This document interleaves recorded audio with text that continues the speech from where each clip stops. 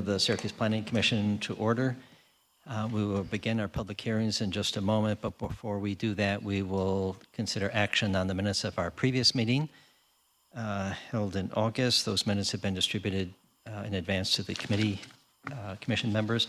Is there a motion for action on those minutes? Move approval of the minutes of August 19, 2024, Planning Commission. Second. Discussion? All in favor of the motion pertaining to the minutes, please indicate by saying aye. Aye. Aye.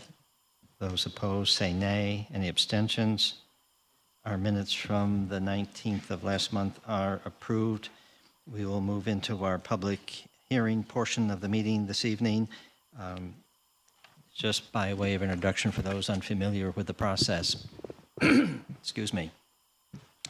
As each application is announced by a member of the staff, we ask that the applicant or the representative come forward to the podium in the center of the room, provide your name, an address, and a brief summary of the application. Following questions from the commission members, we will invite members of the public to come forward to provide input in favor of the application, and then we will similarly invite members of the public who wish to speak in opposition to the application to come forward to do that as well. In each case, we ask that you simply provide your name, address, and then your comments, either for or against, and we ask that you keep your comments concise to approximately 3 minutes. Where comments are offered in opposition, the applicant will be afforded an opportunity to address the comments made in opposition. And with that, we may begin, please.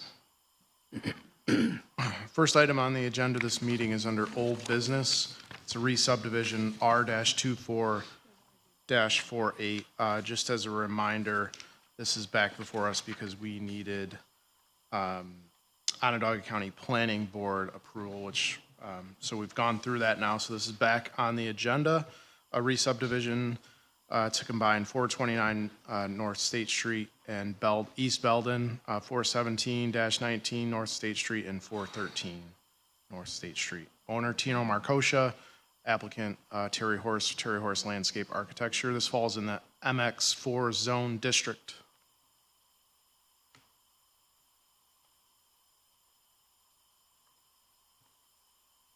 Hi, Terry Horse Landscape Architecture. So we presented at the last meeting, and we left it that we were waiting for county planning, and planning has made a statement of no significance for this. So, Okay. Thank you. thank you. And I think we had closed public comment at the last meeting, since we were only waiting for the county planning board action.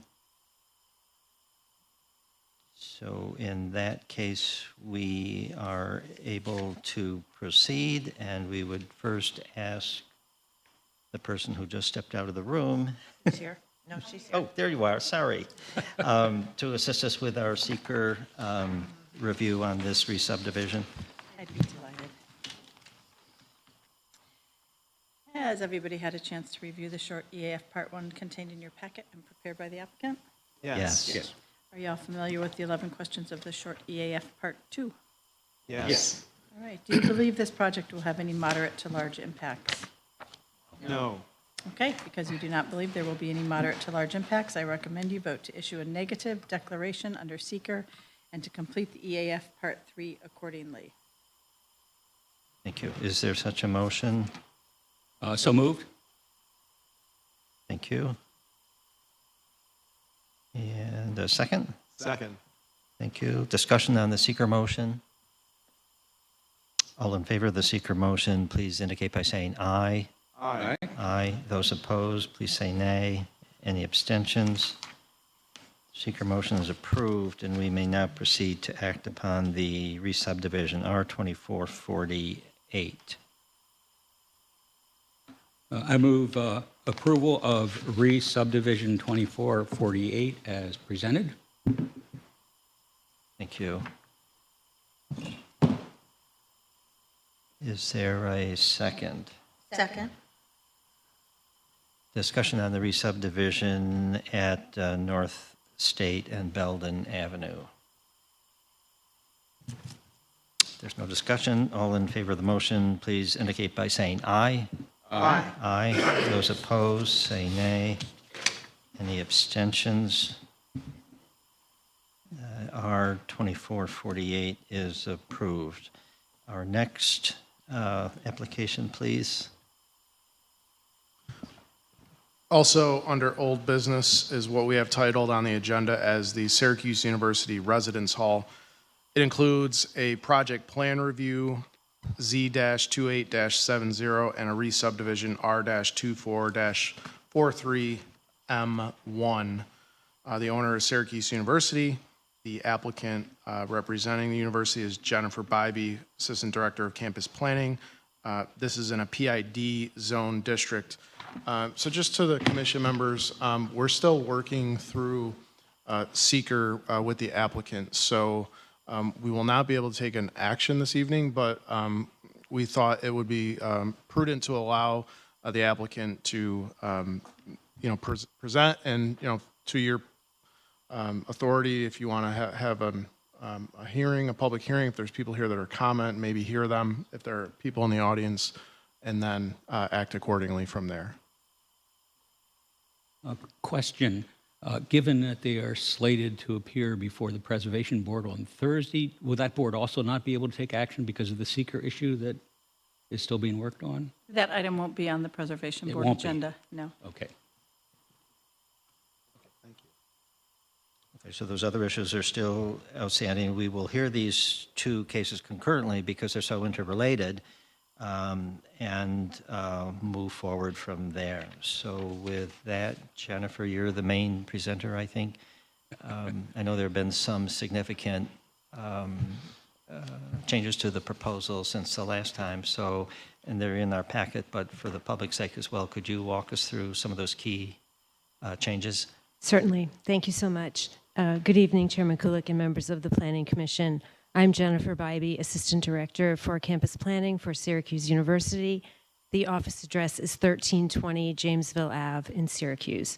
Also with me from my team tonight to present as well is Daniel Lee, who is there in the front row, principal with Bolin, Zwinski, Jackson Architects. He's with the Philadelphia office.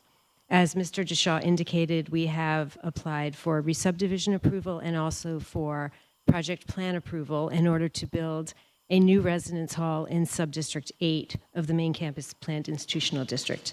In response to your question, since we were last here on July 29th, our application at that time has been amended, and it's been amended to completely remove from the project the 727 Comstock property and the entire parcel. We also have reduced the number of proposed beds by 20%, so from 703 to 570. And we've also reduced the overall square footage of the project by 15%.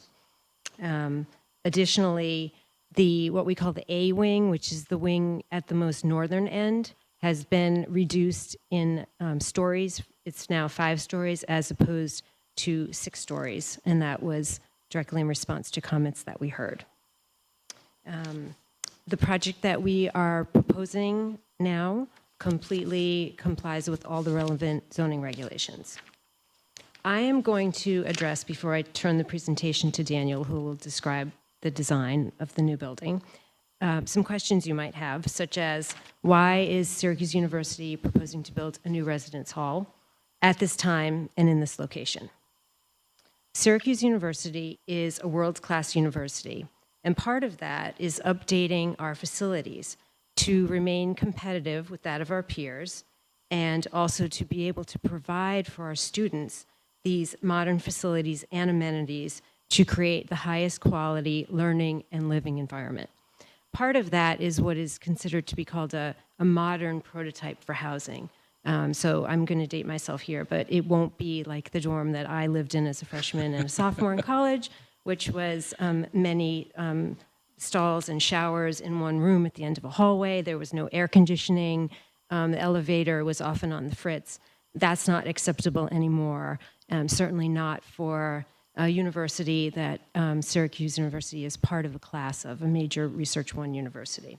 And so this project is also part of an important university effort to relocate second-year students who currently reside on South Campus to the main campus, and to provide them with this modern prototype of housing, of which we don't, quite honestly, have enough of a supply of the type that's competitive with our peers and demanded by students of the caliber of university that we are.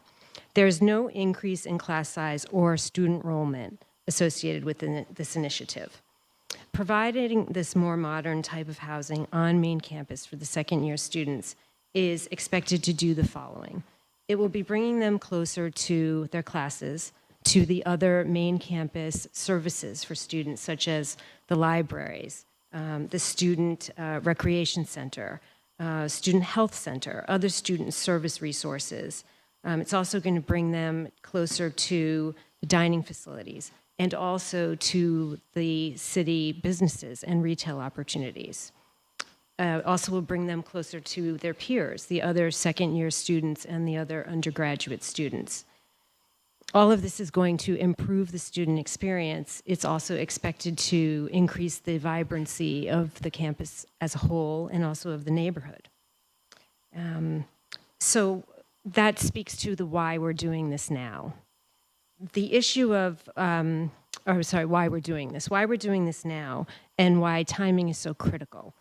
Because there's a limited window of opportunity for allocating resources for a project such as this. Also, the university operates such that, as you can imagine, you can't move students into a new residence hall in the middle of a semester. It really needs to be at the start of a semester, and certainly the programmatic standard would be at the beginning of the school year, meaning in the fall. So there's a time imperative, especially when you consider that it's 2 years of construction, plus, of course, design and this public regulatory approvals process that we're in right now. Why this location? As Mr. Jashaw indicated, this project site is located in Subdistrict 8 of the main campus Planned Institutional District. And this site has been zoned for university housing for 33 years. So the use itself is completely consistent with that of long-term zoning. It's also consistent with the character of the entire block, which is university housing, and also much of the surrounding area, which are student rentals and student housing. I've already addressed the issue of how this proposal has been modified and, in fact, scaled back from that which you saw earlier. As I mentioned earlier, it's totally compliant with the zoning regulations.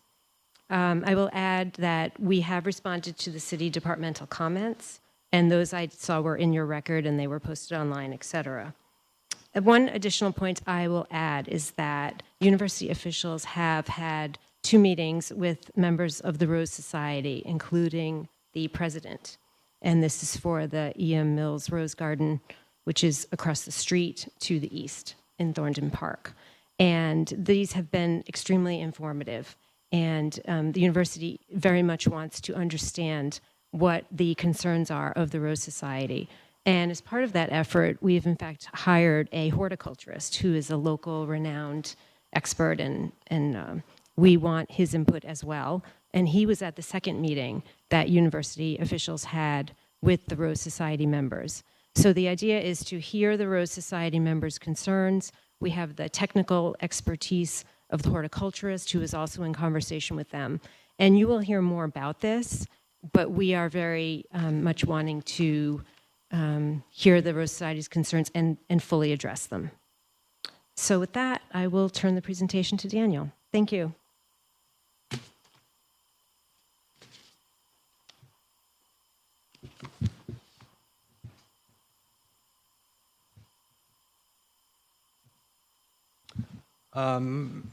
Thank you for having us back. As Jen mentioned, there has been quite some alterations and changes that we'd like to review and present today.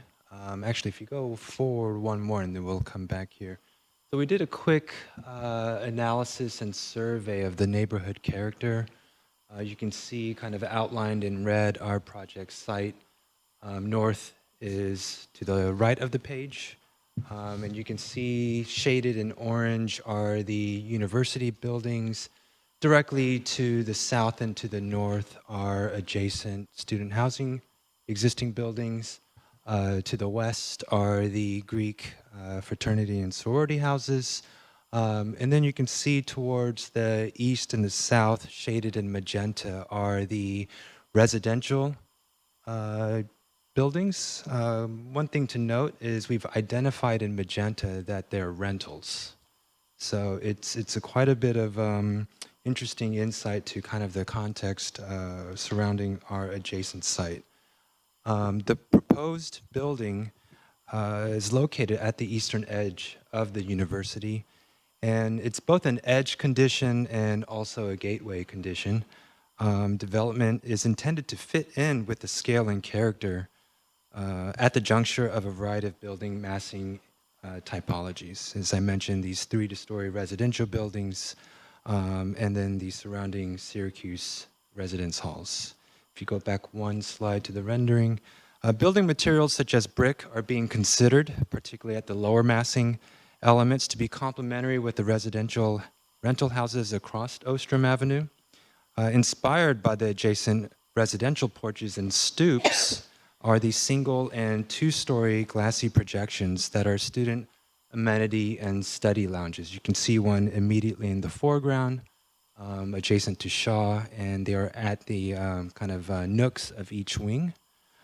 Activating these student porches within our multi-purpose meeting rooms, lounges, group wellness, and spaces for shared social activity. Also fundamental to the building design is a priority on student experience regarding inclusivity and accessibility. Might be worth mentioning we are exceeding code and exceeding the Syracuse University's ask for code minimum accessible units. And we are also planning and designing for about 12% of the assignable square footage for amenity spaces, lounges, gathering spaces, meeting rooms, etc. The design team has also explored the fenestration patterning to be dynamic in a series of paired and single windows and to be consistent with the window typologies of the residential houses across the road. All student bedrooms will be operable, and the further subdivision of the window scale will provide another layering of scale and depth. A variety, as I mentioned, these lounges are designed to be integral to the student community in reading along the building face, particularly along Ostrom Ave. At the upper levels, smaller mid-wing locations are additional gathering spaces that are playfully distributed across the facade. Each of the mid-wing lounges have angled architectural projections that pick up on the angled readings of the hip roofs of the residential rental houses. At the ends of the wings are larger corner meeting areas, and between B and C wings, which I'll highlight in a plan shortly, near the Clarendon intersection are student lounges that extend from the ground successively all the way up to the top floor. These social hubs bring daylight and views both through the building, west towards campus, east, and obviously north to Thorndon Park and the Rose Garden. If you advance one slide, please, or one more. So here's a quick site plan. The total building length is approximately 680 feet. It's a rather long, narrow site. Each wing is broken down to a length of approximately 180 feet. Next slide. So you can see how these A, B, C, D wings kind of set back playfully to kind of break down this rather long, narrow site. One thing of note is this 180-foot length of each wing is approximately in scale with Shaw and Del Plaine towards the south and towards the north. The primary building entrance might be hard to see. On the right edge of the screen is a red arrow, and then there's one on the left end of the building as well. So the primary building entrance is located along University Place, and a secondary entry is located near Shaw Hall. These entry points help connect, thank you very much, and activate the streetscape along Ostrom Avenue and University Place as a pedestrian-centric and bicycle-friendly district. We are not adding additional parking spaces with this project. The streetscape also provides a sense of continuity and community with a tree-lined buffer along the frontage of Ostrom and University Place. The ground floor is programmed with social spaces to serve as a catalyst for student activity and create street-level transparency with abundant glass fenestration. The ground floor of A Wing on the right-hand side of the screen is a shared amenity for all Syracuse students. These expanses of glass maintain transparency for both residents and neighbors, providing porosity to outdoor spaces. It's hard to see on the screen, but there are smaller sidewalks that are strictly for means of egress to Ostrom Avenue.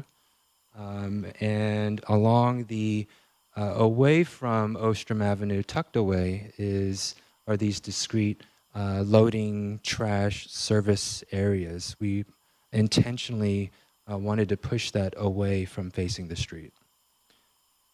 The building's varied setbacks are planned to help and design these smaller massing of the building. Each wing functions as a distinct community of students, each anchored with open spaces, allowing ample spaces for green space, supporting informal activities and gatherings. You can see kind of an idea, a placeholder for those outdoor spaces in the darker green. The B and D wings, as I mentioned, are setbacks similar to the existing setbacks of the residential rental houses across the street and the setback at Shaw Hall. There is a faint red dashed line that kind of notes the required setback, and no portions of the building violates that setback, both along Ostrom Avenue and University Place. The A wing is set back further to provide separation from the Rose Garden and Thorndon Park. And as Jen mentioned, it has been lowered from 6 stories to 5 stories. If you go to the next, keep looking at you, next slide. So the only 6-story portion is directly facing Ostrom at the C wing, which is set back considerably more than the other wings. And then you can see an idea of the loading happening between the B and A wings away from Ostrom. The 2 wings closest to Ostrom Avenue actually step down to 4 stories to be consistent with the residential neighborhood context. If you note, we've identified many of the existing houses along Ostrom are mostly 3 stories. And with the angle of the roofs of those existing buildings, our 4-story elements will not be much taller than the heights of those houses. The portion of Shaw Hall directly adjacent to our D wing is 3 stories, ours is 4, and Del Plain is 9 stories, and ours is 5. If you go to the next slide. So this is a sun shadow study of how our new project overlays onto the Rose Garden. As Jen mentioned, in discussion with a horticulturalist, the design team has developed and prioritized a minimum of 8 hours of sun throughout the flower growing season. The A wing, you'll note there's 2 times here, there's a typo on that bottom one, but the A wing of the building does not first cast shadows in the summer until approximately 5 p.m. and 3:30 p.m. in early spring and late summer.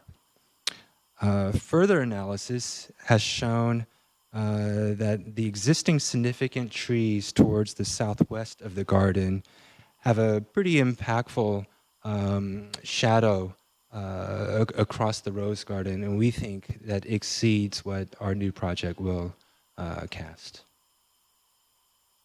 Thank you.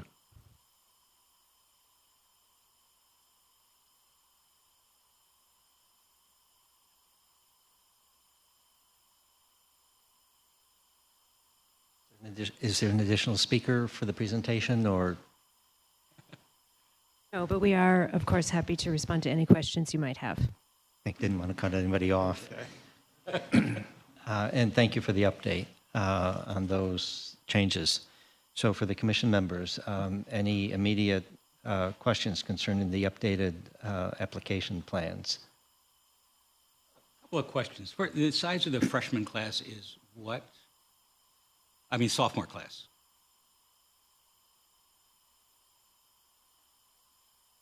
I mean, will the whole sophomore class be able to move in here, or what? I No. didn't think so. And I believe, I don't want to misquote the number of the size of the class. I want to say it's 2,000, but it is not the intention, and it's not possible to move that entire sophomore class here. And in fact, part of the sophomore class is already on main campus. So this is focusing on those who are on South Campus. So this would help to move 570 of them. Right. Okay. Yes. What's going to happen to those units on South Campus that students are moving out of? We don't have a set decision. The university is going to study that. Okay. The idea had long been South Campus was really more for upperclassmen, which sort of makes sense in terms of the general trajectory of the university experience, that first years and second years are more directly tied to campus. It's such a bigger part of their life. And then as they grow older, become upperclassmen, maybe have internships downtown, what have you, might live off campus or on South Campus. And so speaking to the issue about why we want to build this residence hall and why it's so important is because we have had sophomores or second years on the South Campus because we don't have this modern prototype that's immediately on campus and closer to all those facilities that especially the first and second years really need, and that's so vital to their student experience. Thank you. A couple of questions about the site plan. We didn't see a rendering before today of the face of the building. I'm kind of curious about the entities that are called the porches at the end of the first floor units. So it looks like on the rendering that you showed that those things called the porches are actually enclosed with glass, or? Right, we call them porches, but it's more of a nod to kind of the porches in the residential houses. So they are social spaces, but they're low slung, single story for the most part. There's an element here near the intersection of Clarendon and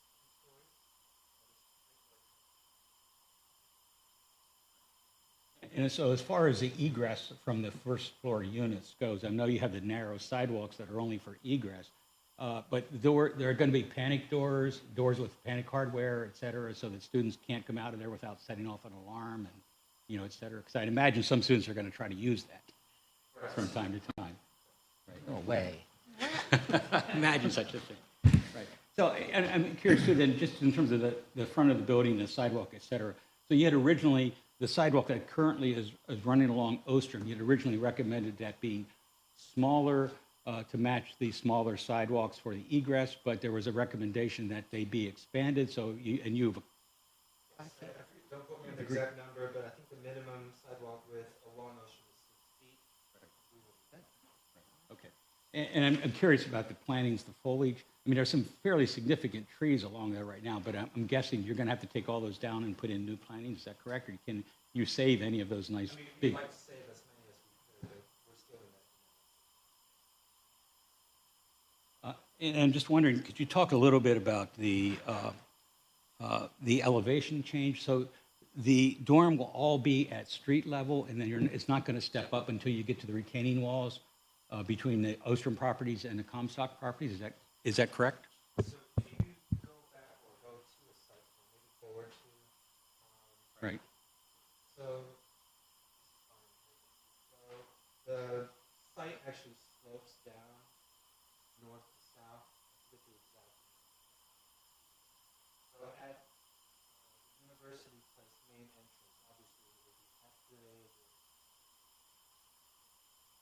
with compliant ramps for accessibility. We don't want to step the ground floor down. So what happens here is that you're about 4 or 5 feet above grade if you go back. About 2 feet. So there will be steps. There's also a ramp indicated to allow accessibility. And there are retaining walls across the whole west side of the property. I can't actually tell from the renderings that we have. So yes, there's quite a bit of this slope is much smaller compared to us.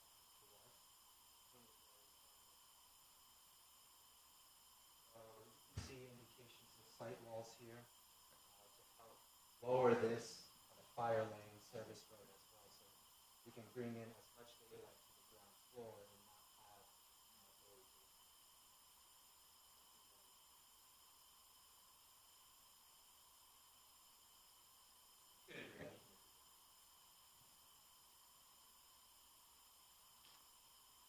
I guess one other question. I know that there's been variations of this we've seen over subsequent meetings. And so I'm just kind of curious. I know when 727 was still part of the project, there was one proposal that was going to use a corridor on 727 for infrastructure. And I never really heard what that infrastructure is, but that would all be going out to Ostrom or University Avenue now? Is that? Correct. So any utilities that need to be fed into the building will happen, either away from north or south.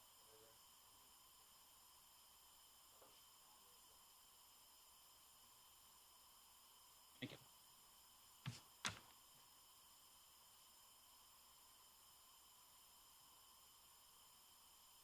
I have probably a Jennifer question. Parking. I realize that I think it's 10 spaces on site. Am I right? 10 or 12? And that the rest, which is up to close to 50, will be accommodated in other lots that the university controls. So because there are 570 beds, it would be 57 spaces. And so there are technically 2 that are immediately adjacent to this project. However, there are spaces also at the southern end of the site that are part of the Shaw Hall parking. And so it's 2 strictly as part of our project, but there are spaces at Shaw that are there and remain. But so that's one way to answer it. In general, what happens is sophomores are allowed to apply for a parking permit, and for practical purposes, those, and it'll probably be very few actually, who will want to have a car, they'll end up having their car be on South Campus. And then they take a shuttle if they need to use it. And I've actually gone That's a good through deterrent. this quite a bit with our parking office because I had a feeling, Ms. Murphy, that you would ask this following up on the last meeting. And it's interesting because as one would suspect, the kind of lived experience that our parking office sees is that for the few sophomores who do have cars, they remain untouched on South Campus during the week, say Monday through Friday. And then it may be on the weekend, people want to have a little trip to Wegmans or what have you, Right. trip to go hiking. And so that would be how it would realistically play out here. Okay. And so your shuttle system is still integral to the overall project, right? Very much so. Yeah. And our shuttle system, I must And- say, is quite amazing. And that's in place, that's an existing system of sorts that you'll tweak. to- Absolutely. And that serve will this. remain, that's right. Okay, and the task becomes a bit easier because of the 20% reduction in the number of beds, I assume, right? Yes, and also probably we'll see less use of the shuttle because these students won't be having to shuttle from South Campus to main campus. So they would be on main campus generally for much of the day anyway. This way they'll just walk or bike back to their residence hall. But the shuttle it runs 24 hours and it will remain definitely 24 in hours. place. Okay. No, that's right. And I just have one last question on the elevations. If I read this correctly, Daniel, none of these buildings exceed the height of Del Plaine. And in fact are substantially reduced in height. Again, because Del Plaine's, isn't that 9 or 10 stories? Yeah.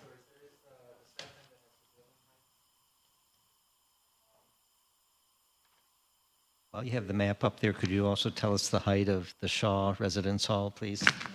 So Shaw in the middle portion is 6 stories. We've identified what's closest to us. Our project is 3 stories. Delphine is 9 stories. So our A wing will be approximately 30 feet shorter than Delphine.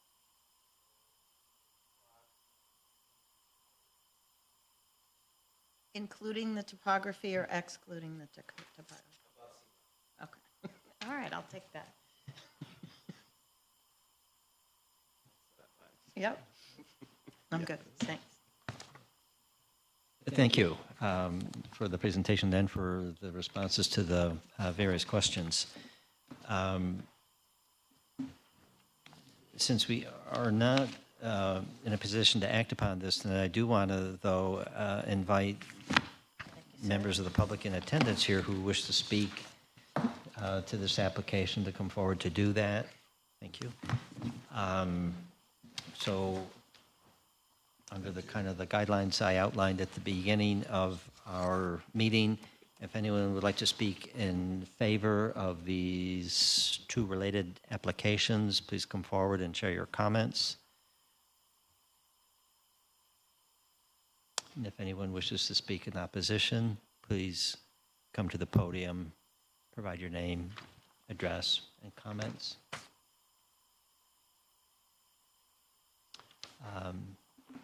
No one stepping forward, and that's fine. And as indicated at the outset when the two applications were introduced, we will not be acting on these tonight, so we'll maintain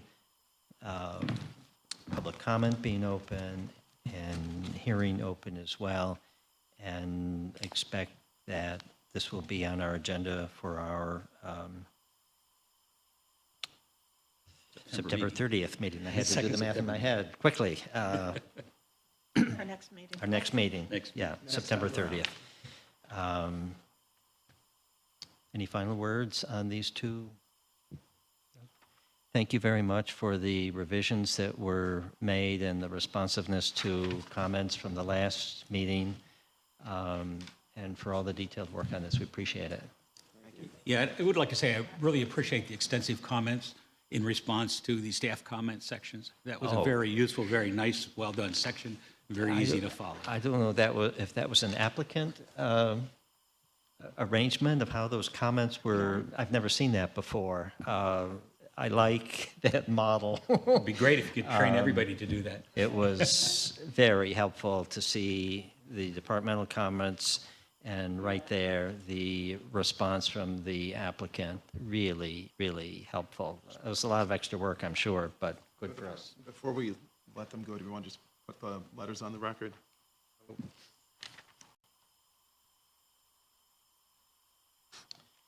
Yeah, we have just distributed moments ago a couple of pieces of correspondence. I'm not going to read them, but one is from a person by the name of Lee Kennard, an email dated this afternoon. I don't quite tell if it's for or against, right? It's in support. In support of, and then also the organization SIUNA, the Southeast University Neighborhood Association, also submitted a letter dated today.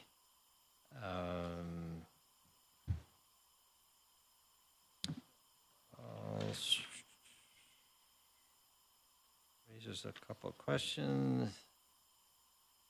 I I'm think trying. that's on our website, Okay. the Sienna letter. Okay. It was already posted, I believe, wasn't it? Yeah. Okay. So those two pieces of correspondence just came in today, and they are on the website. Okay. Thank you. So they'll be included as part of the record as well. Folks may not have seen it yet because they just came out today.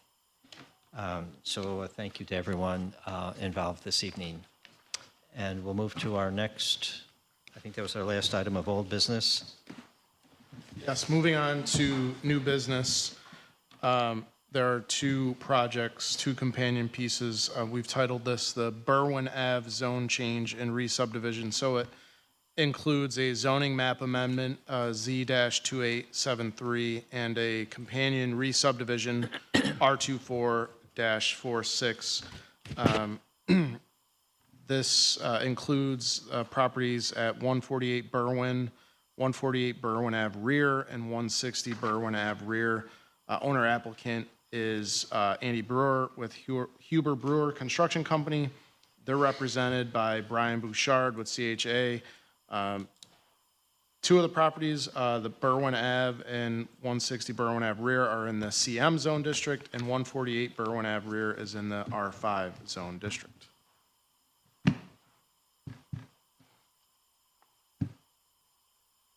Good evening, thank you. Brian Bouchard with CHA, attending on behalf of the owner and applicant, Huber Brewer Construction. Just a very quick summary of what we're trying to accomplish here. So as you know, Huber Brewer Construction in the city of Syracuse was founded in 1872, so they're going on 5 and 6 generations of operations within the city as a general contractor and construction manager. This is their headquarters here on Berwyn Ave, and this started really as an intent to renovate a portion of the interior of an existing building. So their existing office space is the first portion of the building as you enter the site where the cursor is. And then added on to that over the years is more of a warehouse and storage type space. They have an opportunity to renovate a portion of that warehouse space into an expansion to include a new conference room, lecture center, and more office space for their project managers. But that does spill over the office use onto what's currently designated as R5 zoning. So this is a little bit of a historical nightmare in terms of the existing situation that's out there with multiple properties kind of coexisting as one facility currently, and then also the split zoning. So as part of that renovation and building permit application, we were talking with zoning on how best to clean this up, and it started with combining the 3 historical lots on which they operate today, so it's one contiguous parcel, so that's the re-subdivision, and then hand in hand with the help of the zoning office, recommending a zoning amendment so that it's consistent for the entire property as well. And the goal of this would be, upon approvals, that this would then be allowed to move through the building permit process for that interior renovation to fit out those additional office spaces and office conference rooms there. So no exterior improvements, no changes to the site, no building additions. It's really just an internal renovation and shifting that office use into part that was previously used for warehousing.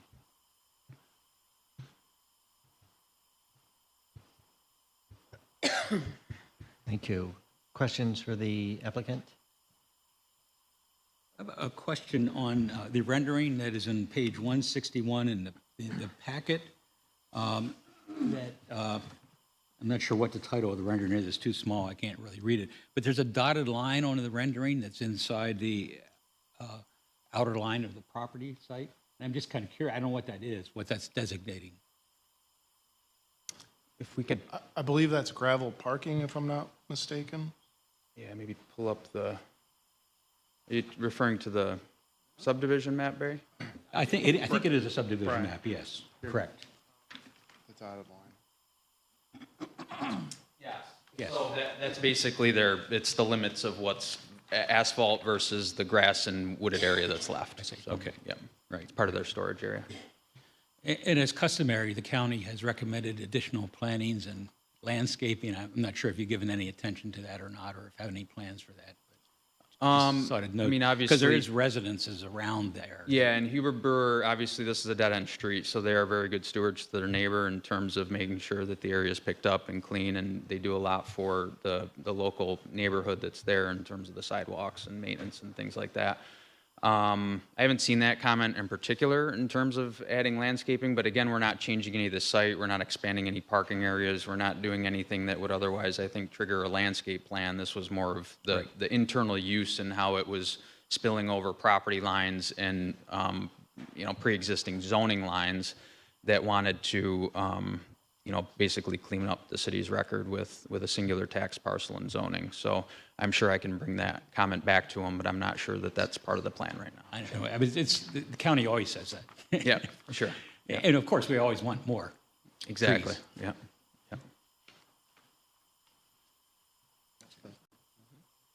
So, Thanks, Brian. Thank you.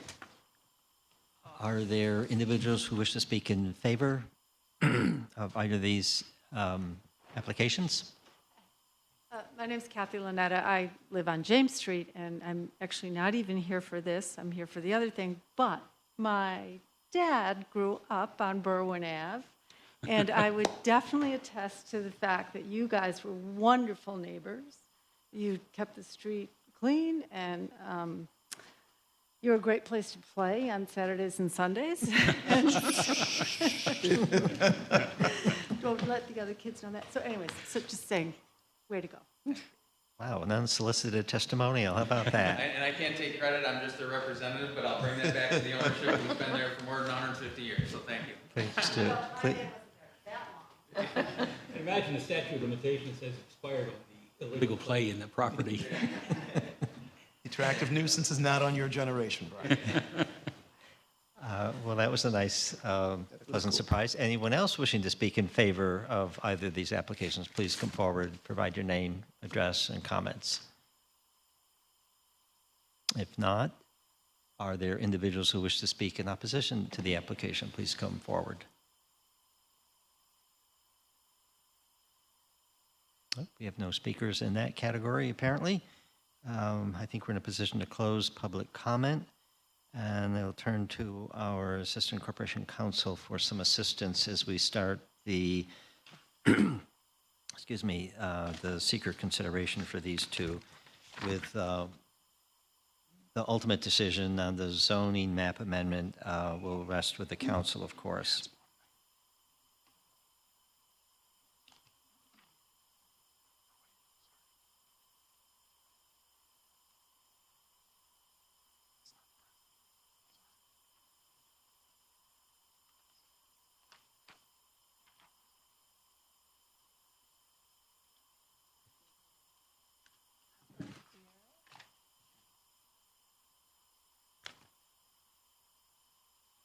Seeker for both of them, Brian?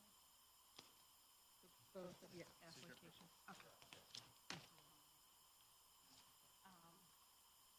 Just clarifying from staff and from the applicant that the seeker that was filled out was for both the rezoning and the re-subdivision, which of course you can't adopt the rezone until it goes to council, therefore can't act on the resub yet, but we are going to do the seeker, which is for both items. Has everyone had a chance to review the short EAF Part 1 that is in your packet? Yes. Yes. Is everyone familiar with the questions on the short EAF Part 2, also in your packet? Yes. Yes.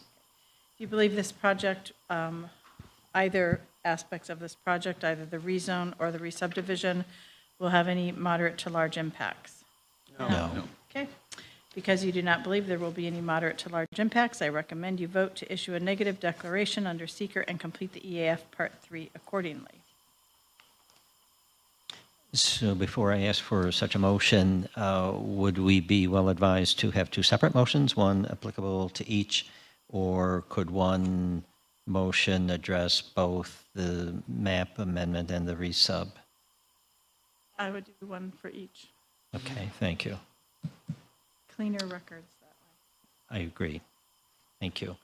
So, Can we do the one for the resub, though, since we have to wait? For seeker, you can, Okay. because you're making a recommendation to the common council on the resub. You can't act on the, I'm sorry, on the rezone. You can't act on the resub. But, I mean, Can't do technically, seeker. you could hold it, you could act on the resub and say conditionally, but that gets very messy. Walter, do you have something you want to say about it? No, we're just better off doing I would just do the seeker. secret tonight. Yeah, just so do it. let's just take them in the order in which they appear on the agenda. Oh, I'm sorry, you meant two motions for seeker. Yeah. Oh, no, you can do one is- for seeker. is satisfactory. I That's what I was apologize. wondering. Okay. I'm sorry, I thought you were asking about the two applications. Oh, in You that wanna do one case, and I'll do one? I'm not sure. No, we I can haven't do come one for both. One for both, okay. Maybe we should wait.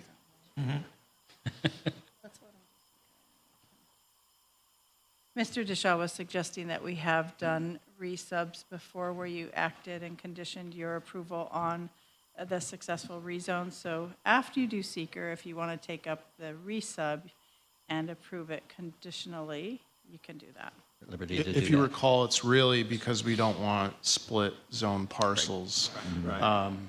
That's really the main reason, but what Mayor just stated is what we've done before and suggesting we keep in that same manner, but up to you. Okay. So in that case, is there a motion for seeker action on the two applications before us. Move a finding of a negative seeker action? Second on both. Discussion on the seeker motion. All in favor of the motion, please indicate by saying aye. Aye. Aye. Those opposed, say nay. Any abstentions? Seeker motion is adopted for both the zoning map amendment and the re-subdivision associated with that project. And now turning our attention to the re-subdivision, R2446. Is there a motion, albeit conditional, for the proposed re-subdivision here? So moved.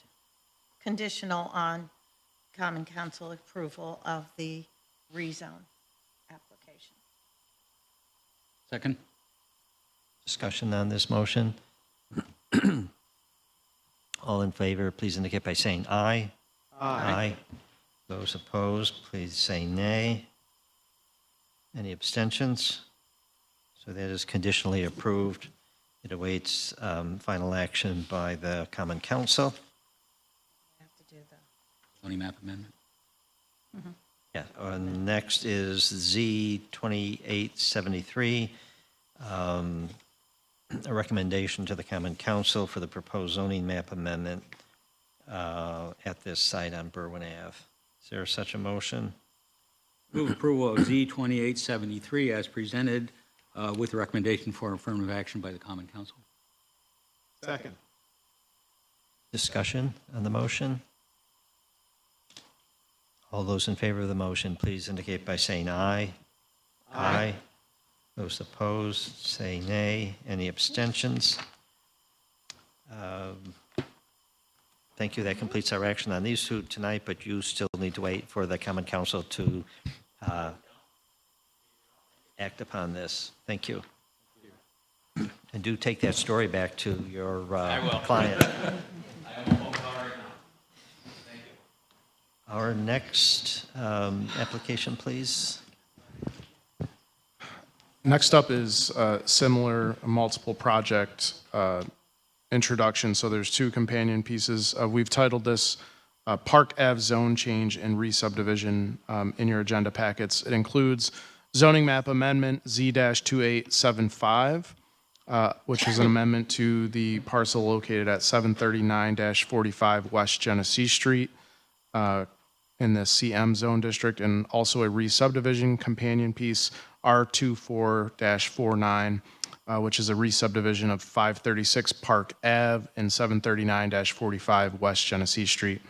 So the owner applicant of 536 Park Ave are Adam and Christina, and the owner of 739-45 Genesee Street is Jim Barr Auto Row Realty LLC. The Park Ave residence is in the R2 zone district. Thank you. Good evening. Good evening. Thank you for your time. My name is Adam Brego, and I reside at 536 Park Ave. And the goal of our project is simply extend our backyard another 40 feet back into what's currently a commercial property directly behind us. We moved there 2.5 years ago. We were told by the previous owner that they had had discussion with the owner of that commercial property about obtaining that section, and they were in favor of it, but never got around to actually following through. And so here we are. Spoke with Mr. Barr, who owns Crest Cadillac and Acura, and he had no issue with it. They have no use for that property or that parcel of that property, and it's currently not being used for anything. It appears to be a mix of just dirt and gravel and a lot of weeds. So our intention would be to just move our fence line back, plant grass for our kids to enjoy it. Okay, thank you. Questions for the applicant? In one of the photographs we have, it's on page 184 of the packet, in the section that you're acquiring, shows a fair amount of tree foliage there. Are you planning to leave the trees to remain and just plant grass over what's gravel, or So we're not is that an old exactly picture sure. maybe? There's just there's a few trees on the fence line in between the properties, and then another few trees along the fence line on the other property. So whatever we can do, whatever we're able to leave, we'll leave. Depends on where the fence goes. Right, okay, got it, thank you. Other questions for the applicant? Good. Okay, thank you. Thank you. Are there individuals who wish to speak in favor of this application, either application? Please come forward and provide your name, address, and comments. Michael Cheslick, 632 Park Avenue. Yeah, I believe that this would be restoring the property lines to its historical place. And also then Mr. Bigo can use that land for his 4 children, and can plant gardening or whatever. The previous owner who I had spoken to at one time, she wanted to make that a garden, but as Adam said, she never got around to it. So I think it's a good thing for the neighborhood, and I don't know of anybody that is opposed. And restores it to what the original Restores it to what situation it was was. historically, yes. Okay, thank you. Other individuals who wish to speak in favor of the application, please come forward. I'll also note that we just received a copy of an email from earlier today, jbar@crestcadillac.com, indicating support for the proposed re-subdivision application. Obviously, he will be a party to this. So that's noted for the record. So again, any additional comments in favor of the application? If someone wants to speak in favor, please come to the podium, provide your name, address, and comments. Is there anyone wishing to speak in opposition to the application? Please come forward. We have no additional speakers. For these, we can close public comment, and we'll follow similar procedures we did for the previous set of applications, where final determination on the zone or the map amendment will rest with the Common Council. So this body can consider a seeker and a conditional recommendation conditioned on final Common Council action. Has everyone had a chance to review the short EAF Part 1 contained in your packet? Yes. As to both items. And is everyone familiar with the questions of the short EAF Part 2 also contained in your packet? Yes. Yes.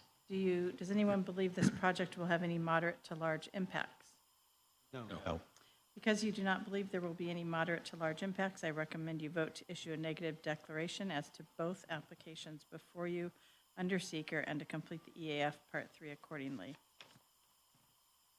Thank you. Is there such a seeker motion? Move approval. The negative seeker declaration. Thank you. Second. Thank you. Discussion on the seeker motion? All in favor, please indicate by saying aye. Aye. Aye. Those opposed, please say nay. Any abstentions? That is approved for both of these 2 related applications. Is there... Before taking action, sorry to interrupt, just want to alert commission members to our staff analysis on page 176 with a couple conditions of approval, should you so wish to vote that way. Just to note, there's an old variance, V-9741 in place that would become null and void, that this parcel or this piece of land would no longer be used for commercial parking and storage, and on the condition that the applicant, like all re-subdivisions, that they actually file the map with the county clerk's office. Historically, believe it or not, that was never followed up on a lot of times. So just making sure those 2 things are in there. And quickly, I'd be remiss if I didn't mention this. Can you go back to the map and zoom out? After reading the letter, I just feel obligated to comment on it, but this is great to see from a staff side view too. But if you see, there's other opportunities along this stretch that I think the seller of this land could do something similar to. Zoom out more. But it's unrelated to this, but there's other areas that are paved to the right. You had it up earlier. I don't know which page that was, Nate. It was to the east. It wasn't. It must have been a different image. But right to the right, where you see the paved asphalt, keep going. No, right below the white building. Can't really see it there. You had it on a different page, but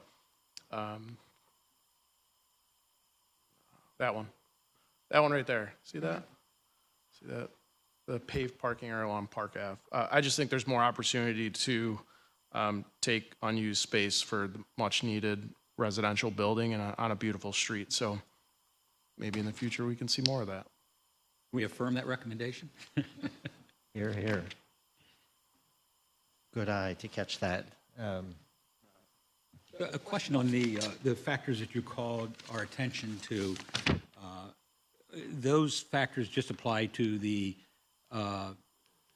zoning map amendment and not to the resub, or do they apply? Because they're only listed on the zoning map amendment and not the resub.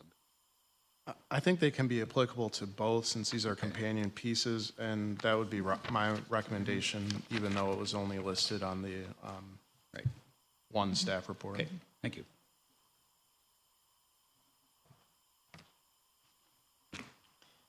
So with that important clarification and notation, is there a motion for action on the re-subdivision, R2449?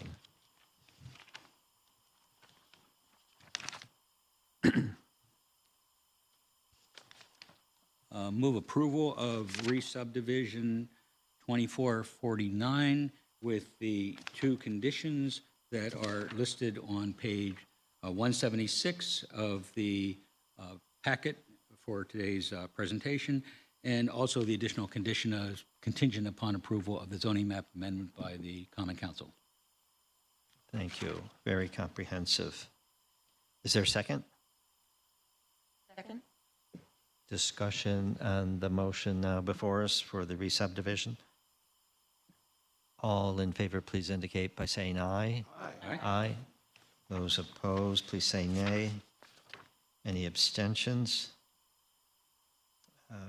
That is approved as presented. Is there a motion for recommendation to the council on Z 2875?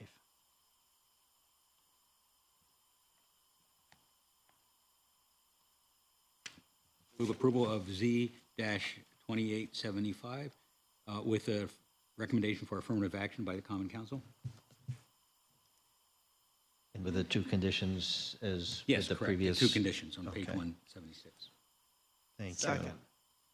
Discussion on this motion. All in favor of the motion, please indicate by saying aye. Aye. Aye. Those opposed, please say nay. Any abstentions? That is approved, and it will go to the Common Council. Our next application, please. Next up, under new business, we jump to a special use permit application SP-24-17 for 3429 James Street and Walter Drive. Owner is Liberty Resources, applicant Jared McCormick. This lies within the MX2 zone district. Before he gets started, Mr. Chairman, I just want to point out a correction in the staff report. It says that, for context, if a location is not appropriate, the city needs to provide another suitable location. That's not accurate. The process is that the applicant goes first to the administration of the city, to the mayor, tells them where they want to be, and if the city for some reason doesn't want to, under their laws or policies, to approve that location, they must suggest an alternative, but not to provide one. Okay, big difference. Huge, yeah. But in this Thank case, you. that's not necessary. It's not necessary, but I wanted you to know that Right. before you That- engaged in any discussion. Appreciate it. Good evening. Good evening. My name is Jared McCormick. I'm the project architect for this project. I work with Janney Manning Architects at 225 Wilkinson Street, Syracuse, New York. So this project is a renovation of an existing two-story, I believe it's currently zoned as a multifamily house currently occupied by Liberty Resources. The intent of the project is to renovate this up to new life safety, accessibility, energy code, and everything else standards, and develop the site to provide those accessible means. As you can see on the site plan here, introducing or reestablishing a more defined parking area in the back, keeping the main entrance off of James Street, and providing a secondary entrance off of the accessible parking. Renovations also include the exterior, new siding, new windows, new roofing. Interior will include all new finishes, all new layout. Yeah, there you go. Substantial renovation to the existing structure that's there. And as part of that, you can see we've added an accessible ramp to the front. You can kind of see the rear where we have an accessible and secondary entrance. And within this building, there'll be 8 beds that'll serve a community of basically short-term mental health patients that are diverted out of emergency or hospitalization. Instead of going into that environment, they'll go into a more home-like setting under a temporary basis until they can kind of get back on their feet and get back home.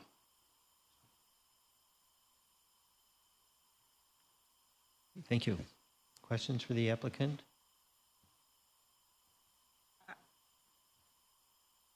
You want to go first? Okay.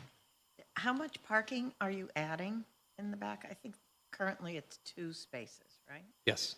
And what's the intended final number?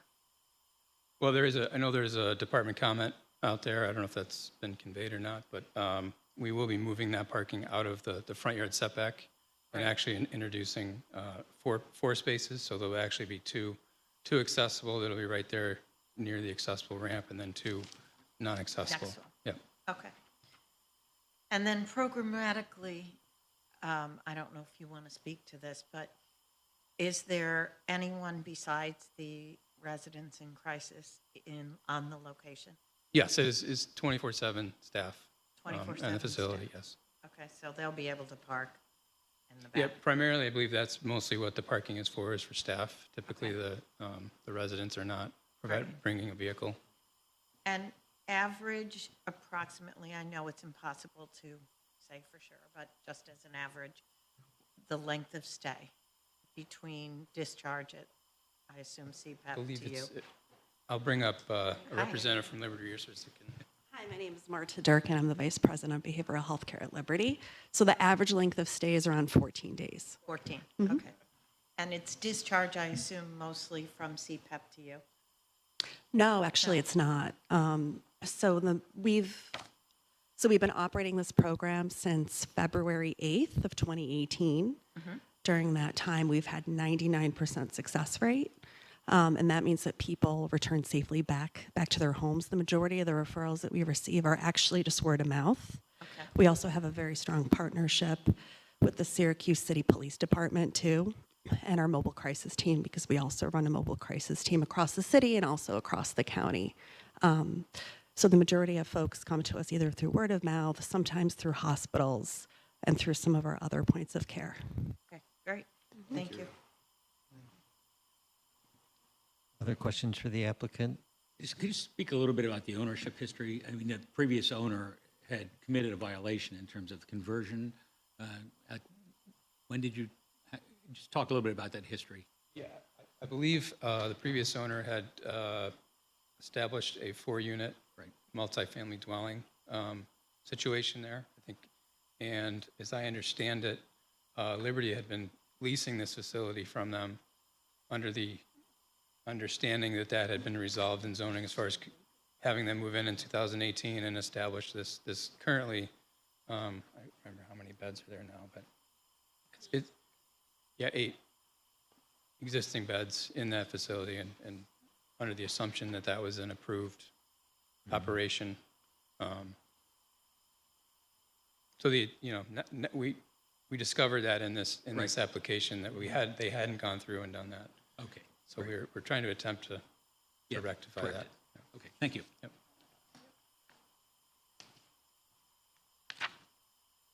No, I'm good. Thank you. All set, thanks. Okay, thank you very much. Are there individuals wishing to speak in favor of this application? If so, please come forward, provide your name, address, and comments. Hello, thank you. My name is Donna Raymer, and I reside at 3401 James Street, James Plaza Townhouses, directly adjacent to 3429 James Street. Nova House? Okay. I have lived at James Plaza Townhomes for 29 years and face this property. Liberty Resource, and it's gone through many changes in the past 29 years as far as rentals and whatnot. And Liberty Resources has been a good neighbor to date for this property. And we are excited to see the renovations that are planned for the property. However, I guess pro and con, we're very close as far as boundaries go. And our side yard is very often mistaken as a little state park or town park next door. That property used to belong to 3429 James Street, and James Plaza purchased it at one point in time. Maintenance of the outside of the property, the re-siding, the windows is a very exciting update to our community. We're very proud of where we are on James Street and meticulously maintain our property, and would hope that Liberty Resources would continue or do the same. There is one concern about it, that there's a lot two on this property that they are currently not maintaining, and I wonder what they plan to do with that. It has been groomed by your neighbors and mowed by your neighbors for 29 years. And I didn't know if you were aware of that or not, but would Good want... neighbors. Huh? Good neighbors. Thank you. It was a thicket. It was a small forest. Yeah. Yeah. So I don't know who to talk to about that. To mention it here is the only format that I have. We would also, as an HOA, Homeowners Association, like to have a point of contact with Liberty Resources. So if issues did develop, that we could certainly call and resolve anything that would come up. Additional parking, headlights in the windows. I wondered if you'd consider a privacy fence at the end of the parking area, so that would block any lights coming into the property over there. But all in all, we are in favor of the renovation of this property and are happy to have Liberty Resources on that plot of land. Thank you. Thank you. Are there other individuals who wish to speak in favor of the application? And if so, please come forward. Say why I'm here. So I live at 3401.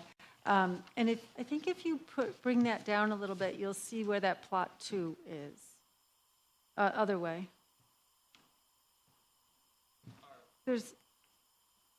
There you go. That lot 2 right there on the back.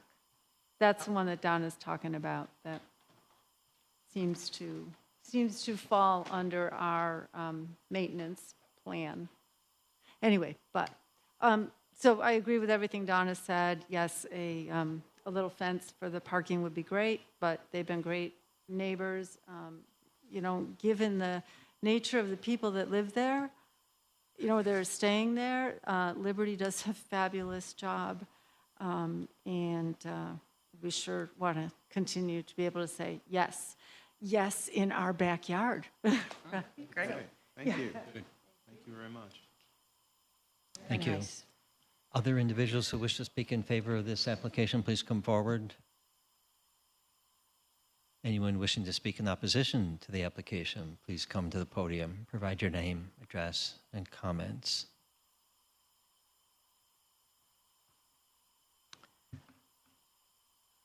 I'm pausing because I think Counselor, who just had to take a phone call, wanted to speak one way or the other on this.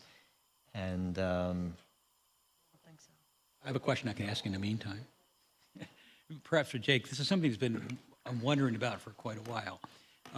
In this case and in multiple cases, we have a recommendation from the transportation planner on bike racks for staple bike racks and not wave bike racks. And I know that's not a binding recommendation, but I'm just curious about what the difference is. I know what the difference is between the racks, but why does the transportation planner keep recommending staple racks and not wave racks? I think that's more of a public works transportation policy, but that's something that we can clarify for you from them directly. Well, I'm just curious, I mean, because it's not a binding thing here, but for owners, developers that are doing this, they see that comment and they might respond to it, and it'd be nice to know why that's... Yeah, I mean, not speaking for that division or the individual, but I believe a lot of their comments are based on, best practice from, that world or universe, and that lens on how they're reviewing this and looking at it. But on that note, I will point out that we cannot take an action tonight. We're still pending OCPB approval. That meeting is not until the 11th, so we cannot act tonight. But as you noted, there are some comments from city reviewers that perhaps the applicant can address next time they're back before us for updates. Some of the transportation comments as recent as 9.3, some of the similar comments similar to fencing and some of the things that were already brought up were included in some of those comments. So perhaps we'll have some updates on that after the OCPB meeting. And I would just ask, it appears that you gained, well, first of all, congratulations. It's wonderful that you had neighbors here on your behalf and a tribute to your good work and hard work. But it appears that you picked up some land you didn't know you had, which is also always good. Can't be a bad thing.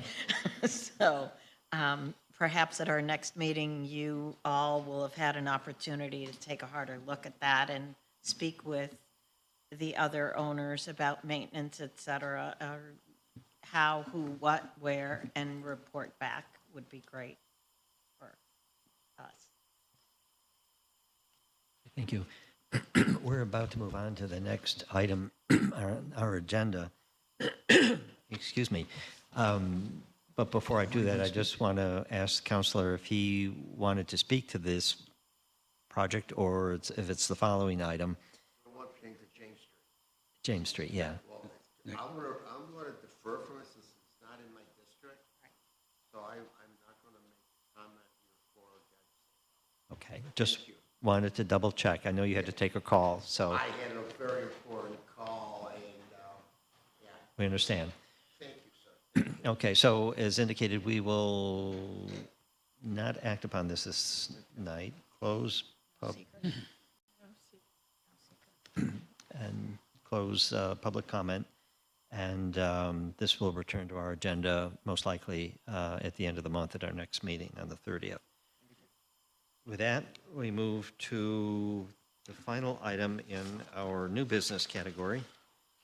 Mr. Chairman, before you go on to that, because it's another special use permit, I'd just like to clarify something Commissioner Lentz said, that it is true that the staff review and recommendations aren't binding per se on the commission because those aren't items that are in zoning. But the reason we do send around and continue to contain those recommendations in the packet is because you can make them binding by referring to the recommendations and making them part of your conditions on an SUP or, and we chose to put them at the back of the packets just because in the past there was some confusion about whether you could act if the comments were complete. And we tried to do two things with that. One is to put them in the back and make sure you know you have free reign to look at them, discuss them, include them as your conditions, but also we try not to put anything on your agenda that is incomplete. But I just wanted to clarify that Commissioner Lentz was correct, but not quite, not binding per se. But they can be. While you're on that, I will just add to it since it's brought up. In the zoning ordinance under special use permit findings, there are specific prerequisites to approval, one of which being traffic controls and pedestrian movements, things of that nature. And in making your determination, the Planning Commission shall review but need not be limited to the following considerations. So I would say something like that could fall within that category. So I think it is well within your purview if you think it's important to include, but. So I should pursue the question of why staple racks versus wave racks in case we want to make that condition in the future. Yeah, and a lot of what DPW puts in is based on policy, but a policy that's consistently administered by a jurisdiction can have the force and effect of law, and when you give it as a condition. But just because it's not reduced or memorialized as a law doesn't mean that we don't have to expect applicants to abide by a policy. And a lot of their, I mean, their vision is vision zero, right? So a lot of their comments, I think, are related to pedestrian and vehicular traffic safety. But not my expertise, so.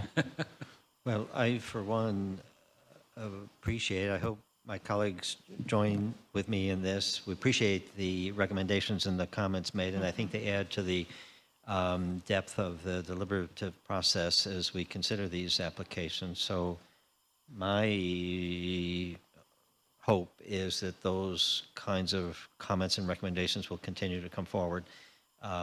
Staff takes a very close, detailed look at these applications in ways that we as volunteers don't have that many hours to vote. So they are very helpful to our process. So I hope they will continue. Absolutely. Yeah. We try, they're top notch. Ready for move the on? next one. Okay, so last item of new business is also a special use permit, SP-24-18 at 1418 Grant Boulevard and Mayor Street. Owner applicant is Nadante Jones. This is in the MX2 zone district. Owner is proposing to open a convenience store titled the 1414 Market.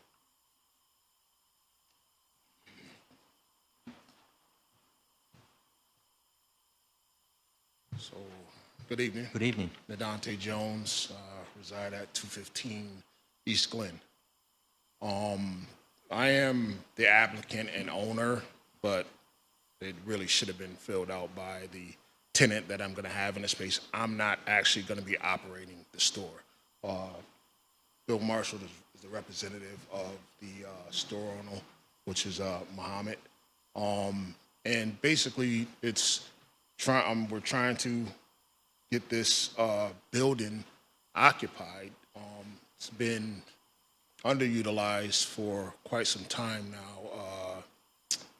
I believe it was Wings of Agape was in the building prior to me purchasing the building, which they kind of, I can't speak to what they did or whatever, but the building was very much so underutilized. What I'm trying to do is kind of bring it back to what it was originally built for. Originally, the building was a grocery store on the first floor and apartments on the second floor. We're currently doing the renovations to put apartments back on the second floor.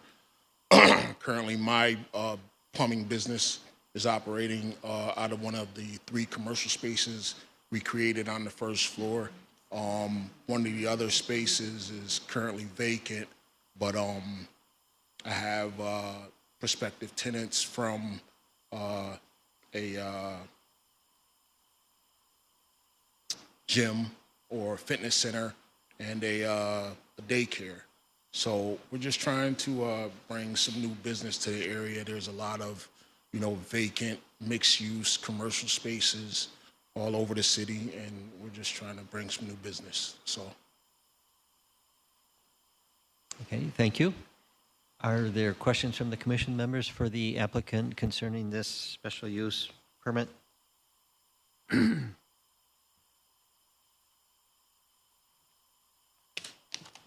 I have a question regarding the material that we have in our packet. On page 241, under the zoning procedural history, in the fourth item on that, it refers to two retail spaces on the ground floor with 3 dwelling units on the 3rd floor.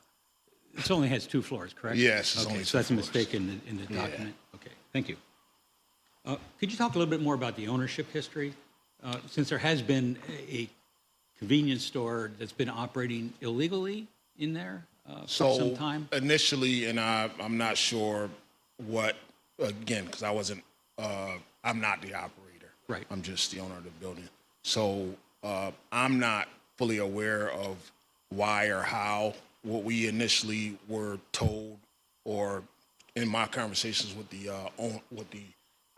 tenant or whatever, is that we were just waiting for the permits for the construction to be cleared, and all of that for that particular space were cleared. I don't know if he was aware, but I definitely was not aware that this special use permit was required for him to open up. We got the clearance from whoever the inspector was that the space was occupational. I mean, suitable for occupation. that we could occupy the space. So from there, we felt that we had the clearance to open. I can clarify. So what was approved and what was looked at was the space as retail general land use, which, as you know, does not include food and beverage retail. Now, in the building code, both of those are looked at as mercantile for, life safety requirements. So, maybe there could have been some confusion as to if a retail submission for a building permit would allow for this, but the zoning approval would need to be approved as a food and beverage retail use, not just general retail. Think like clothing store, for example, something of that nature, cell phone, electronics store.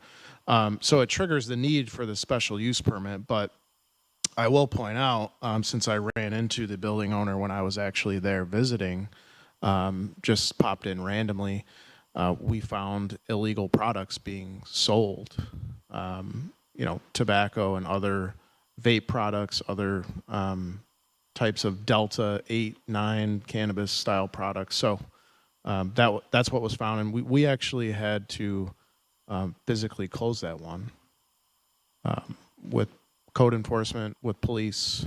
When was that, roughly? A couple months ago. Okay, during the summer.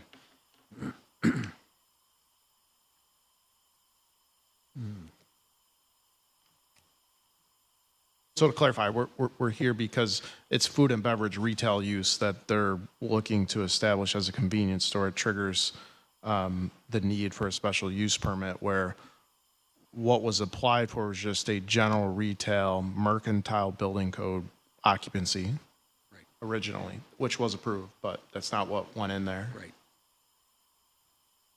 Yeah, so just to speak to what you're saying here, again, myself, I'm ignorant to these things. Like, I don't know these things were required, or I would have let the tenant know that, you have to have, like, even the new tenant that I'm having that is interested in space now, is interested in opening up a daycare. I'm interested to her that, hey, you might want to call code enforcement, find out if there is any type of special use permit required for the type of business that you're owning. This is the first mixed-use property that I've owned. Everything else that I've owned is residential apartments, things of that nature. So again, forgive my ignorance, but there was nothing that I knew of that we needed to apply for besides mentioning that it was going to be a retail space, because that was the intention from the beginning of me purchasing the property. I had interest from convenience store owners. Well, we're sensitive to the issue because it's been happening a lot. In fact, this is the second case in successive meetings in which we have had a property owner who owned a property that a renter was operating illegally business in. And so we're just trying to sort out how to deal with those kinds of situations. No, I understand. And again, my business is located in the property, so I would definitely be, checking to see if anything. I wasn't aware of what he saw. I hadn't been in this place since they opened it. They opened, I figured that they were cleared to open and do whatever business that they could legally do. As far as even the CBD products that he's talking about, I've seen these things in convenience stores. What the requirements are to sell these products, I have no idea. So I couldn't enforce or inform the tenant on those issues at that time. And honestly, his visit to the store was the second day they opened, like immediately. So there was no News travels long-term. fast. Yeah. Thank you. Other questions for the applicant? No, set, thank you. Okay, thank you. So I have one question, Adante. Is the proposed operator of the 1414 the same operator? Yes. Yes. Yes. So if that's the case, all of the items that he or she were selling when Jake visited require additional permitting, Yeah, and not just a special use. and that's we spoke about that. So all of that has we're been removed. understanding Yes. there's a whole variety of, Even the tobacco. Right. I think he has a New York State tobacco license or whatever, but there is a city license that's required. And as far as I know, that has been applied for. It was denied. I don't know if why or what he has to do to reapply for that. But like I said, all of these things were, as far as I know, I saw, because all the mail currently comes to my office. So I saw multiple certificates of, compliance or, sales tax stuff like that. Nothing that I could open or whatever, but similar things to what I know I've received to be able to open my business. So It should be noted that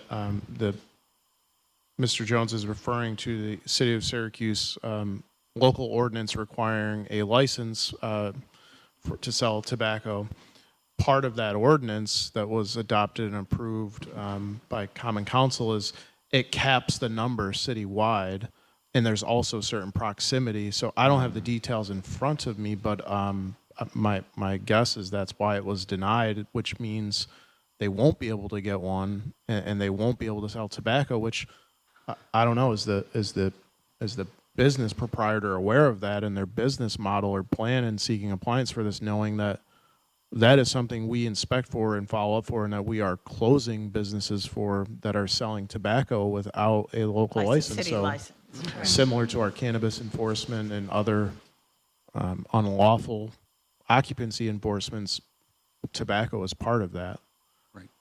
Which raises the question of whether it's a viable business if you can't sell tobacco. Say that again? Raises the question of whether it's a viable business Oh, right. if you can't sell exactly. tobacco. Yes.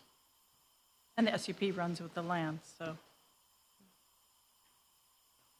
So can I ask, your office would be the office that would provide that decision for that? Yeah, it's through, you can reach out to licensing at the permit office, or and they'll directly get you in touch with code enforcement. And we can find out what the reasoning was behind. Well, I mean, I know the reason. So once the ordinance was adopted, it capped the number of citywide tobacco licenses. So anybody who had a New York State license could remain as a tobacco retailer so long as they applied. They could be grandfathered, for lack of a better term. Any new retailers could not add to that number. So there's a cap at that number.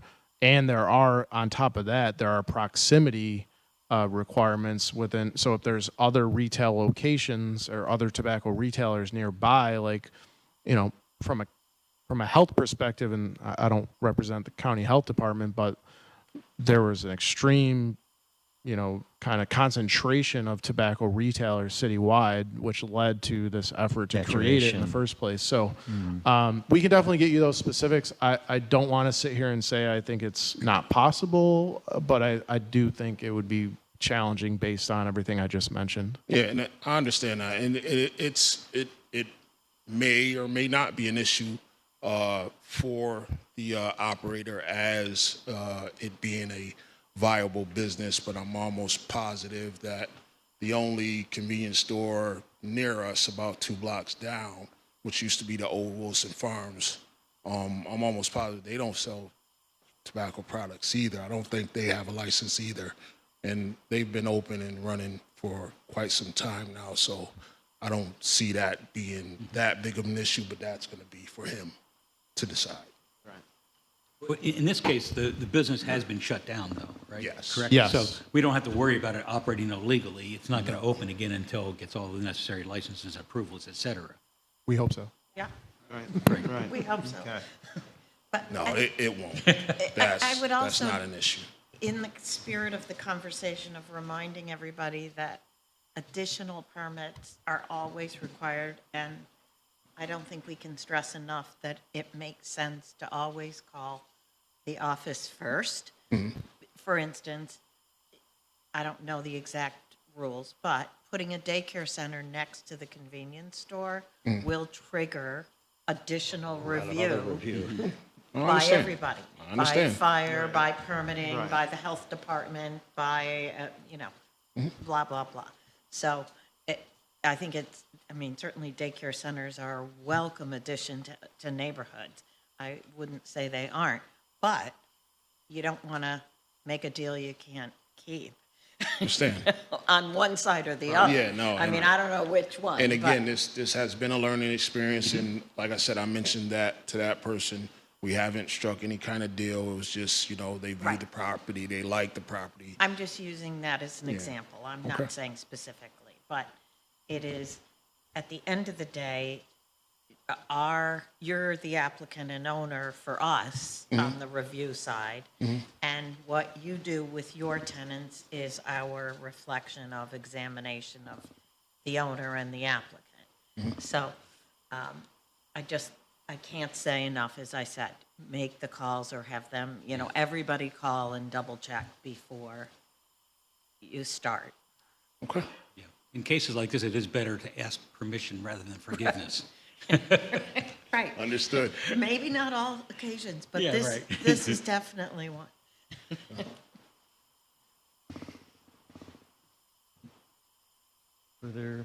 Further comments or questions for the applicant? If not, thank you very much. Thank you. Thank you.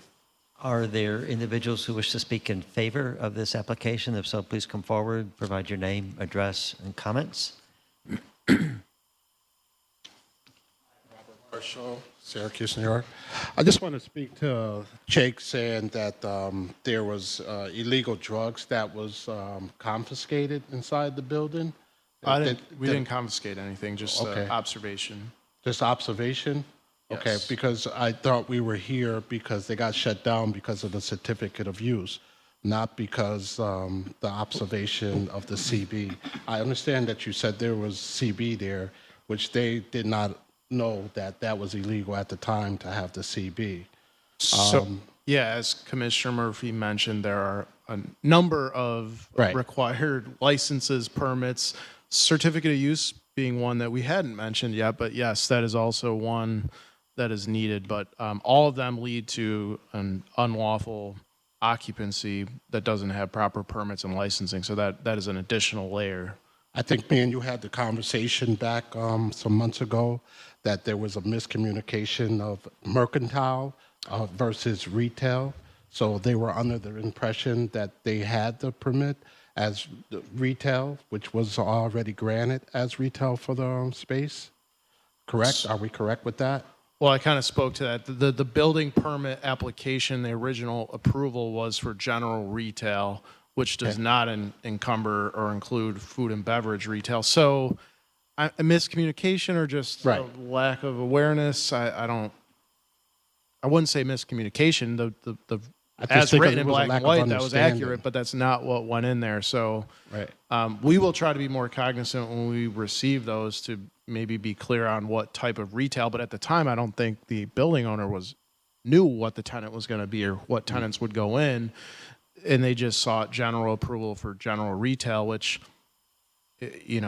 maybe we could have asked more questions on, are you sure this isn't going to be food and beverage retail, or do you know that it doesn't include that? But at the time, I don't think we had there weren't any tenants identified. It was just kind of a vanilla box approval. So, And yes. can I just state that the certificate of use application was submitted, but they didn't get the approval because they were under the misunderstanding that the retail was not a part of Martell, correct? So the order of operations is the land use approval, so special use permit first, then a building permit can be applied for and issued, and then any operating license, tobacco license, certificate of use, liquor license would come last. So that's why we can't approve or issue a business certificate of use for a space that doesn't have approved land use. So that's what this governing body would do first. Then we could issue any building permits or needed. In this case, it seems like if approval is granted, you wouldn't need any because it's already done. But per the Syracuse zoning ordinance, building permit applications and plans should not be applied for, definitely not issued until land use approval is granted. So a special use permit would have to come first, building permits, then a certificate of use. So that was the basis of that denial. It more of an order of operations issue than, if this goes through and permitting is okay, then that can be accepted, an accepted application. But at this time, it can't be accepted. So that's why that happened. And that was back in March, just to answer your original question, Thank you. Mr. Chairman. In March was when it was declared unfit and unlawful. Okay, thanks for the clarification. Okay, thank you. Thank you. Is there anyone else who wishes to speak in favor of this application? If so, please come to the podium, provide your name, address, and comments. Hello, I'm Dallas Bryson. I'm the Executive Director of the Northeast Holly Development Association. We're at 101 Gertrude Street, Syracuse, New York, 13203. Since we support both housing and economic development, I'm excited to have another mixed-use building opening up on the north side, especially since this building has been so underutilized. So I am excited about the opportunity here. I think to your point about the limit on tobacco licenses in the city of Syracuse, it's important that we make sure the store understands the potential that they will not have a tobacco license to operate. But there are a number of corner stores on the north side that don't sell tobacco and are successful, or very limited tobacco, and are successful, especially in mixed-use buildings where you've got, tenants right there and it's very close to a neighborhood. So I think that they have a lot of potential to succeed without that, as long as they're willing to move forward without it. Thank you. Okay. Thank you. Additional comments in favor of the application, please come forward. Name's Councilor Marty Nave, 1st District, North Side. For the record, I spoke with Mr. Marshall this morning.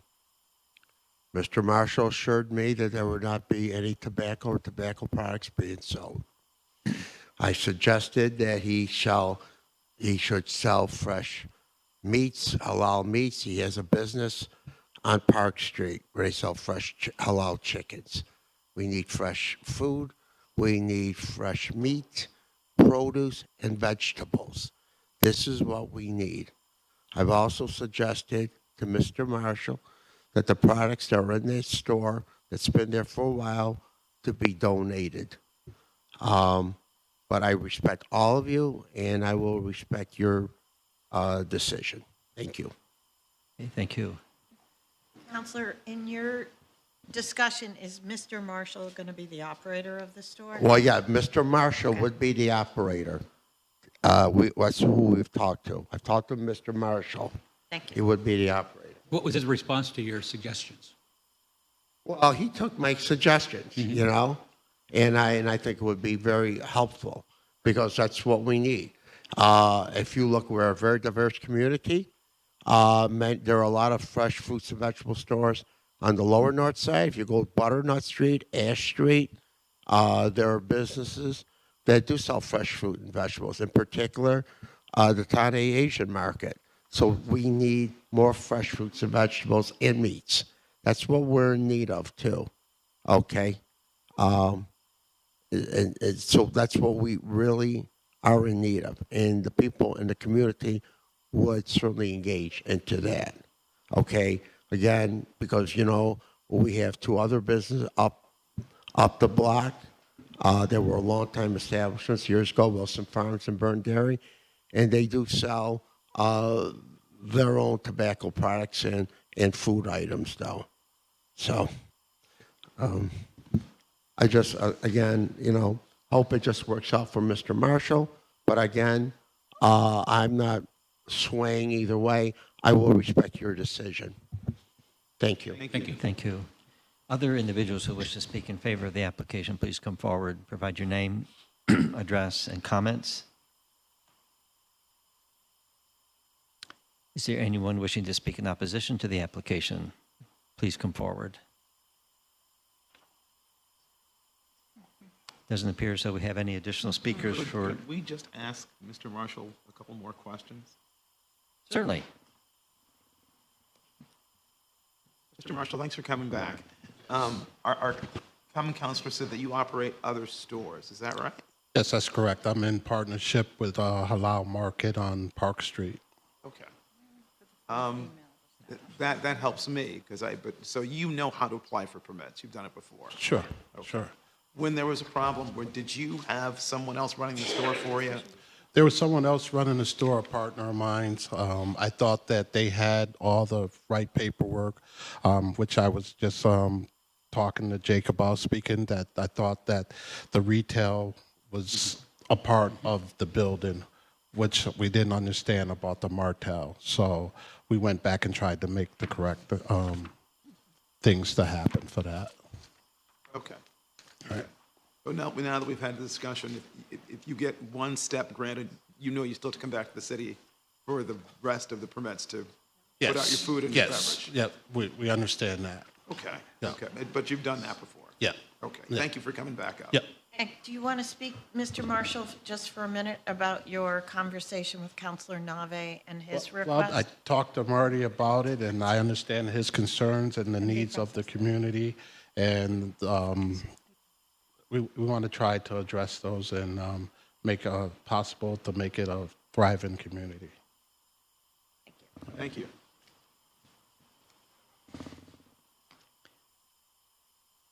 Okay. Can I ask Nadante one more question? Please. The sidewalk on yes. Grant and on Mayor. Yes. Which is all broken tarvia and broken concrete now, Yes. I believe. Has anybody talked to you about that? So we plan to take care of those things.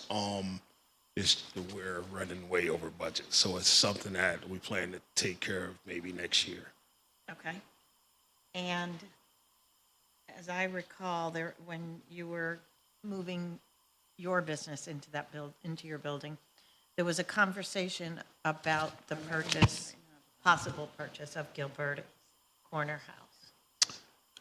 I've talked to him several times, Okay. and he's actually trying to pursue his own special use permit to do whatever he's trying to do there. He's not open for selling. Okay. All right? Thank you. All right.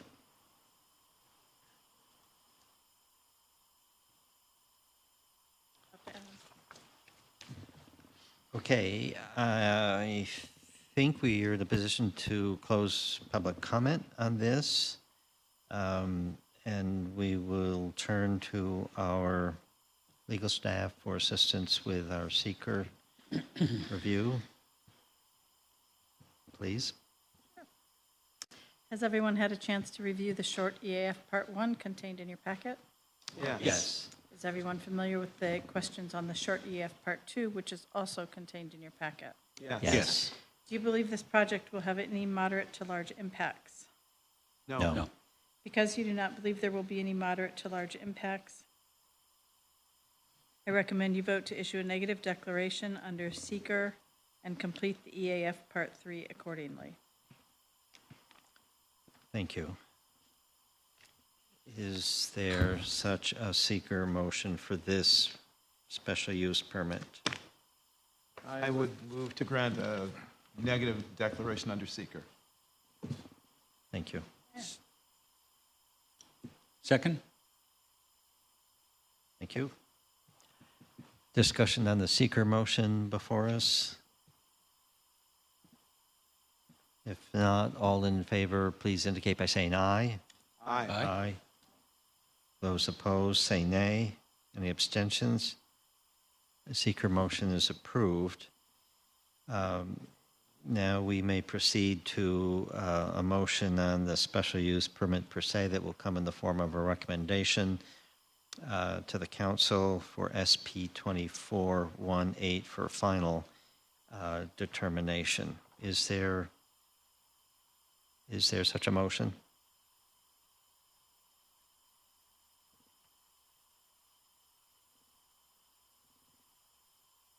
I would move to grant the application with the recommendation for approval by the Common Council and with the conditions that are outlined in, 5 conditions that are outlined in the staff notes.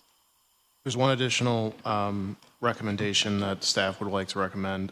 Listed hours proposed are until 11 p.m. 7 to 11, yeah. Staff recommends that we adjust that to similar hours of operations that we've done on similar SUPs with a closure by 10 p.m. So with the additional, then 6 total conditions in our recommendation. Sorry, I should have mentioned that earlier. Quite all right.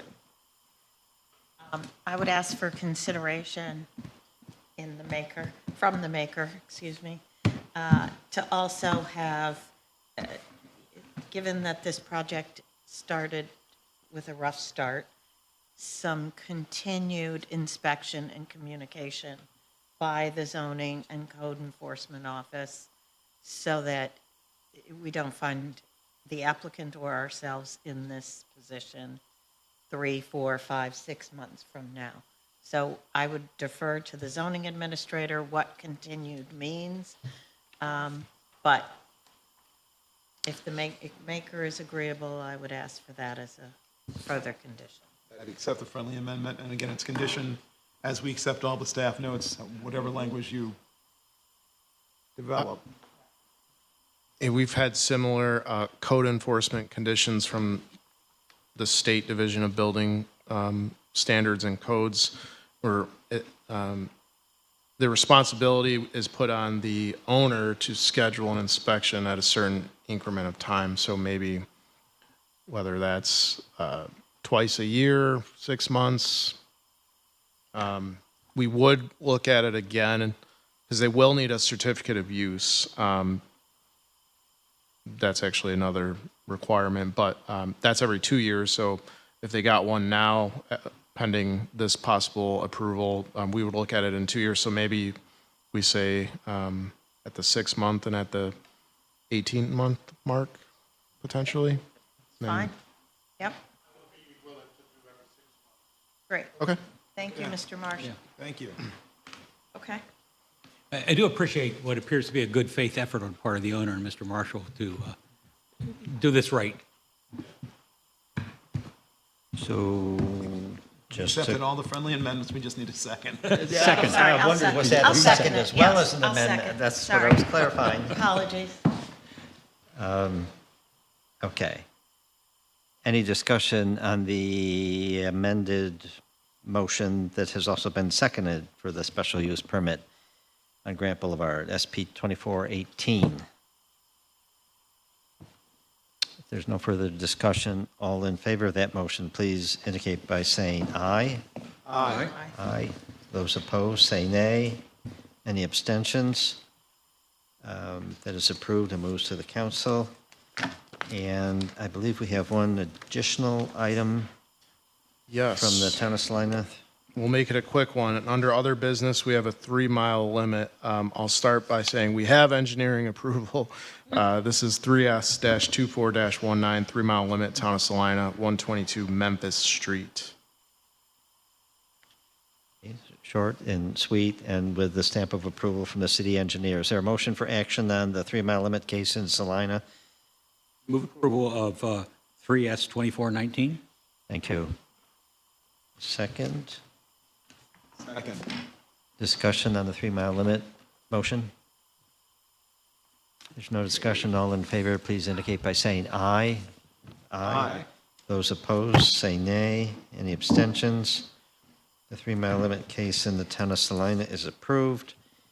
If there is no further business for the commission this evening, a motion to adjourn would be in order. So moved.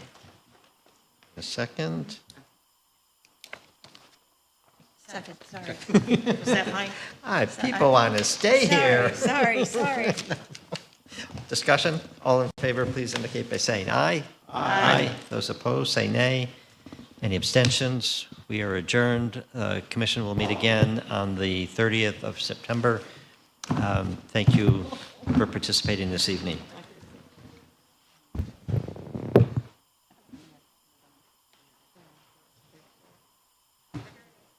He sent one in his hospital gown, too. Okay, good. You know, the